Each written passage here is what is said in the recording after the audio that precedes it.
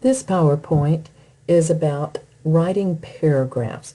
How do I organize my paragraphs? We watched a PowerPoint about topic sentences, which we will briefly review, and then think through, well, what about the rest of the paragraph? How am I supposed to develop that? So just a reminder, the topic sentence needs to do two things. State the topic of the paragraph and make a statement about that topic. Sometimes the topic sentence might be called the purpose of the paragraph.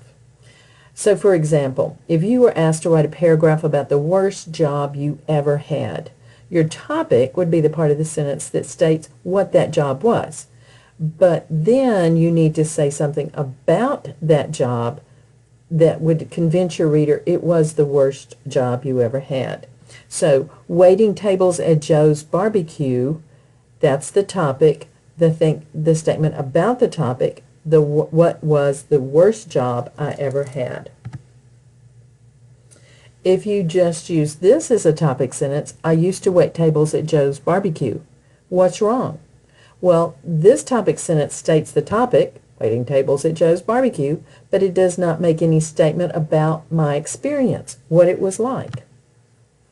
All right, now after the topic sentence, we need to prove the validity of that statement.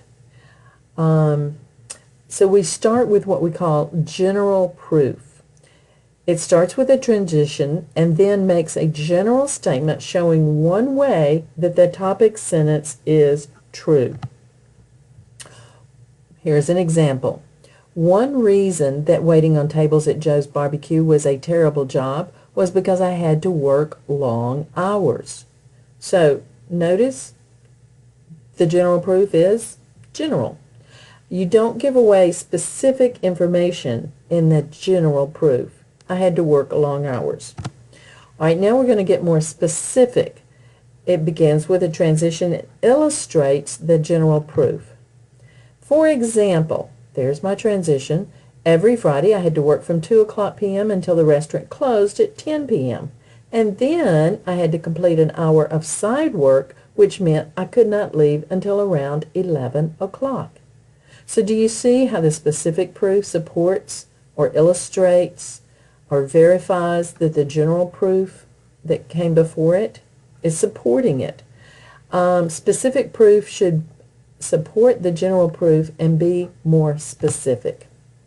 Now, the last part, we had general proof, specific proof, and now we're going into commentary. The last part is probably the most important part of your paragraph. It's where you really prove your point. You have stated some facts. Now, use commentary. Show your reader how the general proof supports the specific proof. How does it support? Don't assume your reader will make that connection. Make it for him or for her. So here's an example. Unfortunately for me, 2 o'clock until 11 o'clock was the worst shift a server at Joe's could be given because very few customers came in during these hours, making the time seem long and boring. All right, so do you see there how that commentary explains how the specific proof supports the main idea that working Joe's was one of the worst jobs I ever had? Those long, the hours of 2 to 11 supports the long hours, which supports it being the worst job I ever had. Until you add commentary to your paragraph, you really haven't proven your point. You've expected your reader and just hoped above hope that your reader would make the connection himself or herself. So putting it all together, waiting tables at Joe's barbecue was the worst job I ever had. What's that? The topic sentence. Topic, waiting tables at Joe's barbecue. The angle, what I'm saying about it, it was the worst job I ever had. General proof. One reason that waiting tables at Joe's was a terrible job was because I had to work long hours.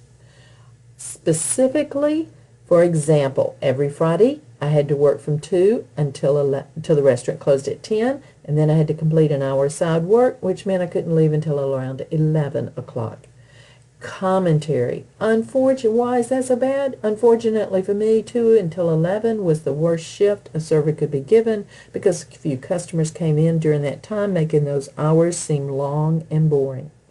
So we have general proof, specific proof, commentary, all supporting the topic sentence. How are we doing? Are we done? Our paragraph is only 4 sentences long. Many writers will stop at this point, but that is not a college-level paragraph. A college-level paragraph roughly is often 7 to 12 sentences in length.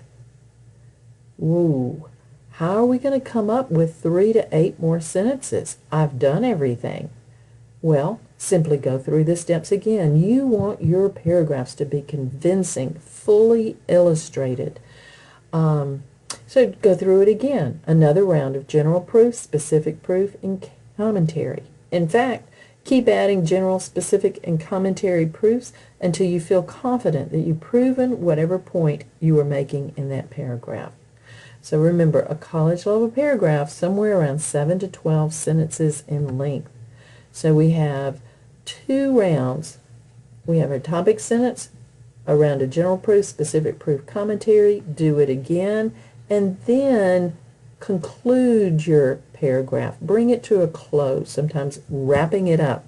How do you do that? It's a very general sentence again. Often it somewhat states the same idea as the topic sentence. It does not repeat this topic sentence. It doesn't use the same words, but it repeats the same idea perhaps, or it might take a little bit different angle, but it draws the whole paragraph to a close.